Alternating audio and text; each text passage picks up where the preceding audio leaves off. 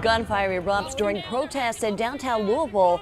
LMPD confirms 2 of its officers were shot during the protests following the Breonna Taylor decision.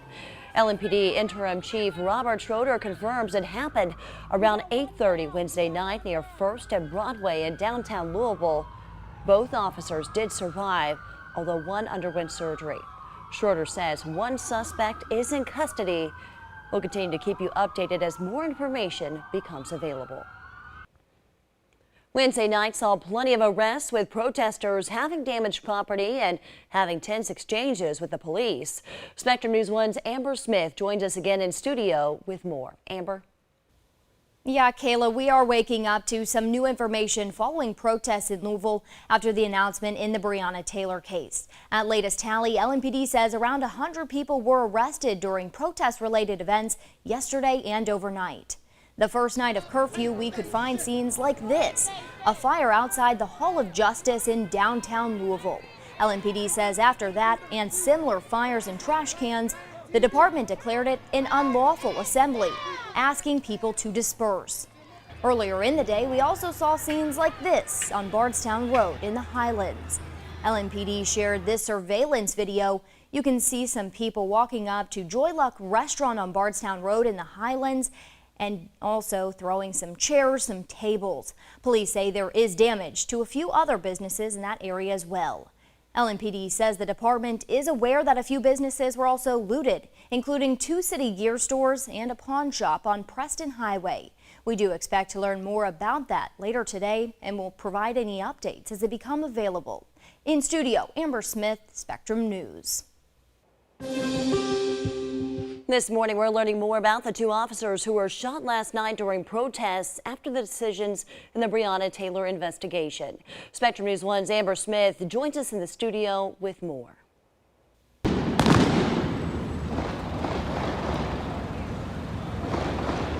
Shots rang out overnight in downtown Louisville. 2 officers shot as protests erupt across the city. This morning, the unrest continues. We're learning more about how those officers are now doing. LMPD confirms both officers who were shot in that exchange you just heard are expected to be okay. One of those injured officers did have to have surgery, though. LMPD confirms a suspect is now in custody. What you're seeing is that as our news crews drove away from this area, it was clearly a chaotic scene moments after that shooting. You're also able to see some officers rushing one of their colleagues to the ambulance. Governor Andy Beshear condemned this violence. Here's what he had to say last night. But sadly, we have seen at least one individual turn what were non-violent ways of expressing ourselves into the shooting of at least 2 law enforcement officers. We know that the answer to violence is never violence. And we are thinking about those 2 officers and their families tonight. President Donald Trump also weighed in, tweeting, quote, praying for the 2 police officers that were shot tonight in Louisville, Kentucky. The federal government stands behind you and is ready to help. Spoke to Governor Andy Beshear, and we are prepared to work together immediately upon request. We've been tracking a lot of developments in Louisville following the Breonna Taylor announcement. Of course, last night was the first under the new countywide curfew.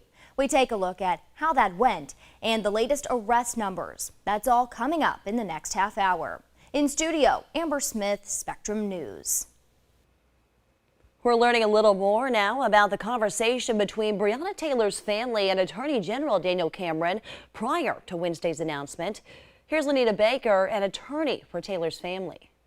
Daniel Cameron did not have the courage to tell Ms. Palmer that the wanton endangerment charges that Brett Hankinson was indicted for were not based on anything against Breonna Taylor. I had to break that news to her. So, he had her come to Frankfurt to meet with him, but only gave her a portion of what the grand jury decided, not telling her that. I think that was wrong. He should have been upfront with her so that she would not have risked finding that out through the media.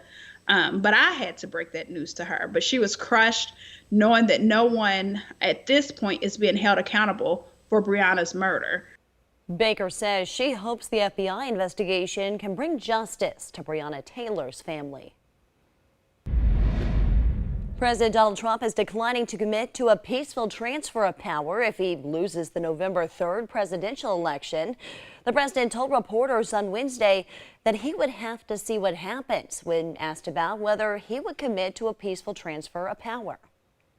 Well, we're going to have to see what happens. You know that I've been complaining very strongly about the ballots, and the ballots are a disaster. I understand that, but people are rioting. Do you commit to making sure that there's a peaceful transfer of power? We want to get rid of the ballots, and we'll have a very peaceful. There won't be a transfer, frankly. There'll be a continuation. The ballots are out of control. You know it, and you know who knows it better than anybody else? The Democrats know it better than anybody else. Go ahead. President Trump has been pressing a months-long campaign against mail-in voting, which more states are encouraging to keep voters safe amid the coronavirus pandemic. His opponent, Joe Biden, also took time to address the president's remarks. What country are we in? I'm being facetious. I said, what country are we in? Look, he says the most irrational things. I don't know what to say about it, but it does surprise me.